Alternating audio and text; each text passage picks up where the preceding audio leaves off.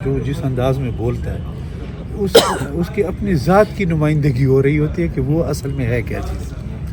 تو وہ اپنا آپ دکھا رہا ہوتا ہے. مولانا صاحب اس لیول کے نہیں کہ ان کی باتوں کا جواب دے سکیں. تو دوسری بات یہ ہے کہ جو آپ بات کر رہے ہیں وہ ایک سیاست میں کوئی دروازے بند نہیں ہوتے. ہم نے تمام جماعتوں کے لیے دروازہ کھلا رکھا ہے اور بیٹھنا بھی ہوگا اور بیٹھنے سے ہی مسائل حل کیے جا سکتے ہیں. اس کے مشکلات کا حل نکالا جا سکتا ہے. سیاست میں جمہوری دنیا میں بیٹھنے کے علاوہ اور کوئی طریقہ ہے ہی نہیں کہ آپ بیٹھ کے ہی مسائل کو حل کر سکتے ہیں. چاہے جتنا بھی احتجاج ہو جائے، تحریک چلے، آخر اس پہ پھر بیٹھنا ہی پڑتا ہے اور بیٹھ کے ہی مسائل کو حل کیا جا سکتا ہے. تو ملک کے لیے بیٹھنا پڑتا ہے، ملک کے مسائل حل کرنے کے لیے بیٹھنا پڑتا ہے، ملک کو مسائل سے نکالنے کے لیے بیٹھنا پڑتا ہے. تو بیٹھنے کا سیاست میں، جمہوریت میں بنیادی چیز بیٹھنا ہے. تو ہمارے دروازے کھلے ہیں، ہم ہر جماعت کے ساتھ بیٹھنے کو تیار ہیں. اچھا مولانا صاحب، اگر نیا مطالبات مانے بھی جاتے ہیں اور نئے الیکشن ہو بھی جاتے ہیں، نہیں، اگر اسی طرح ہوگا تو پھر تو ضرور پھر اس الیکشن کا کیا فائدہ ہوگا؟ پھر وہی بات ہوگی.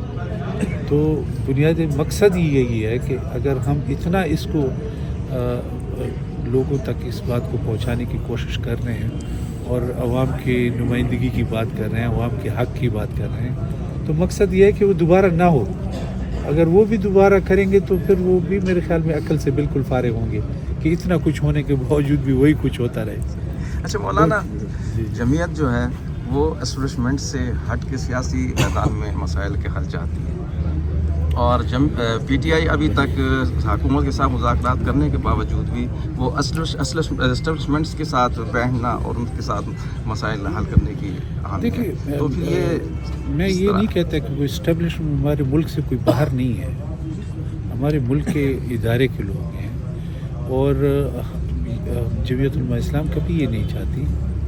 وہ تمام اسٹیک ہولڈر ہوتے ہیں ملک کے. مقصد بنیادی یہ ہے کہ جو جس کا دائرہ اختیار ہے وہاں تک وہ محدود رہے، اور جو سیاستدانوں کو کرنا ہے وہ سیاستدانوں کی ڈیوٹی ہے وہ کریں. پارلیمنٹ کا مسئلہ ہے، پارلیمنٹ اس کو وہ رول پلے کرے. بنیادی مقصد اس میں یہ ہے. یہ نہیں ہے خدا نخواستہ کہ وہ ہمارے ادارے ہیں اور ہمارے ملک کے لیے اس کی ضرورت ہے اور وہ رہے اور مضبوط طریقے سے. بہت شکریہ سر.